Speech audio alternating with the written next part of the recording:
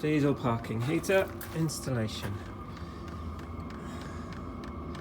There's a 5.5 litre diesel tank held in with a rubber bungee, a hook on each end.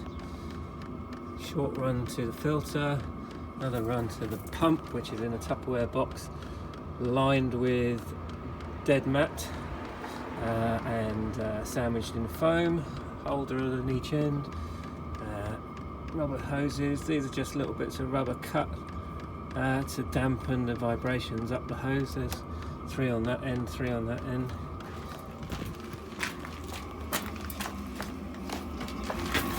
It's feeding through to here. We've got turret plate, and that's your air intake, the silencer on, and exhaust going over there with the silencer mounted midway, and a little bit of extra hose on the end. And this is just black wrap foil to protect the fuel line from heat.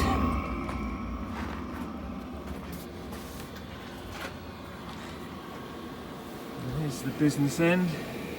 That's a 5 kilowatt unit, and hose is just fed through here into this nozzle. Toasty warm, and the wiring for the control panel, although you can't see it, just goes through here into here. It goes up inside here, and there's the control panel doing its thing there.